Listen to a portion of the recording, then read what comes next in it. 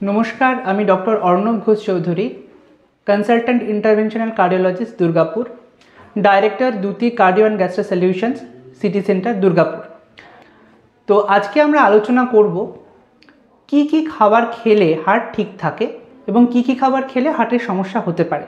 हार्टेर रोगीदेर शुधु नय साधारण मानुषेरो एकटा खूब कमन प्रश्न जे खाबार आमार केमन खेते हबे जाते आमार हार्टेर रोग कखनो नाई हय किंबा यदि हार्टेर रोग हয়েও থাকে সেটা যাতে আর না বাড়ে। তো তার মধ্যে মেইনলি দুটো ভাগে আমি কথা বলবো। একটা হচ্ছে কি খাবার খাওয়া যাবে না বা কি খাবার খেলে হার্টের খুব ক্ষতি হতে পারে এবং কোন কোন খাবার খেলে হার্ট আমার ভালো থাকবে। প্রথমে আসি কোনগুলো খাবো না। এক নম্বর হচ্ছে যে কোনো নেশা দ্রব্য, সবচেয়ে ইম্পর্টেন্ট হচ্ছে টোবাকো বা তামাক জাতীয় পদার্থ। সেটা বিড়ি সিগারেট হতে পারে, গুটকা খৈনি হতে পারে, যে কোনো ফর্মে তামাক জাতীয় পদার্থ হার্টের প্রচণ্ড ক্ষতি করে এবং হার্টের রক্তনালীতে ব্লকেজ এবং হার্ট অ্যাটাক হতে পারে। সুতরাং তামাক জাতীয় পদার্থ পুরো বন্ধ করতে হবে। অ্যালকোহলও হার্টের পক্ষে যথেষ্ট ক্ষতিকর। পুরনো যে একটা ধারণা ছিল যে অল্প পরিমাণ অ্যালকোহল হার্টের ক্ষেত্রে উপকারী, একদমই নয়। অ্যালকোহল থেকে কার্ডিওমায়োপ্যাথি, হার্টের সমস্যা, হার্টের ফাংশন কমে যাওয়া, হার্ট ফেলিয়ার হতে পারে, অ্যারিথমিয়াস বা হার্টের রিদমের সমস্যা হতে পারে। সুতরাং অ্যালকোহলও একদমই হার্টের পক্ষে ভালো নয়। 3 নম্বর হচ্ছে রেড মিট বা মোটা মাংস যেটাকে বলা হয়, অর্থাৎ গরুর মাংস বা খাসির মাংস, চর্বি জাতীয় মাংস, সেগুলো একদমই হার্টের পক্ষে ভালো নয়। আপনি চিকেন খেতে পারেন, মাছ খেতে পারেন, তাতে অসুবিধা নেই, কিন্তু যে কোনো রেড মিট আপনাকে অ্যাভয়েড করতে হবে। 4 নম্বর হচ্ছে স্যাচুরেটেড ফ্যাট, অর্থাৎ ঘি, মাখন বা চর্বি জাতীয় পদার্থ, এই ধরনের তৈলাক্ত খাবার, সেগুলো হার্টের পক্ষে একদমই খারাপ। বাকি রইল তেল।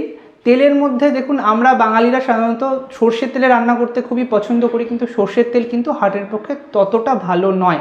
সেক্ষেত্রে সাদা তেল মানে সূর্যমুখী তেল বা সানফ্লাওয়ার অয়েল কিংবা সয়াবিন তেল বা রাইস ব্র্যান অয়েল, এইগুলো হার্টের পক্ষে ভালো। তো এই ধরনের খাওয়া দাওয়া করতে হবে। ডিমের প্রশ্নটা অনেকেই করেন, ডিমের কুসুমে ফ্যাট থাকে খুব বেশি, সুতরাং ডিমের কুসুম একটু অ্যাভয়েড করাই ভালো, বাট একটু আধটু খাওয়া যেতে পারে। আচ্ছা, দুধের মধ্যে হচ্ছে ফ্যাটবিহীন দুধ অর্থাৎ ডাবল টোন মিল্ক হার্টের পক্ষে খুব ভালো, কিন্তু যদি নর্মাল ন্যাচারাল দুধ খাওয়া হয় সেক্ষেত্রে কিন্তু কিছুটা হলেও ফ্যাট কন্টেন্ট বেশি থাকে। এরপরে আসছি কি খাবো। শাকসবজি, ফলমূল অবশ্যই খেতে হবে এবং গ্রিন ভেজিটেবলস বিশেষ করে, মানে সবুজ সবজি হার্টের পক্ষে ভীষণ ভালো। মরশুমি ফল হার্টের পক্ষে খুব ভালো।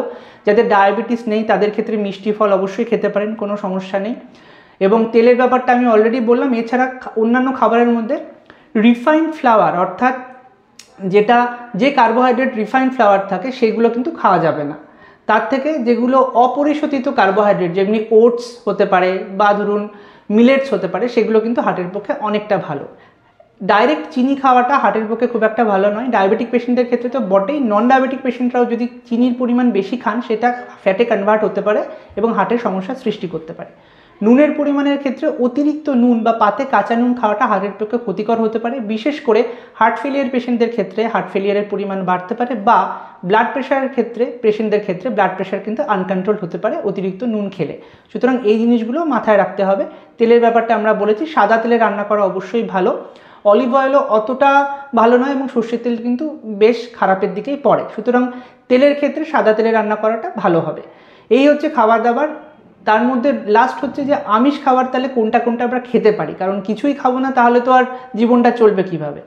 তো মাছ পুরোপুরি সেফ। ফিশ অয়েল সেটা কিন্তু হার্টের পক্ষে ভীষণ ভালো, কারণ ওখানে ওমেগা 3, ওমেগা 6 ফ্যাটি অ্যাসিডসও রয়েছে।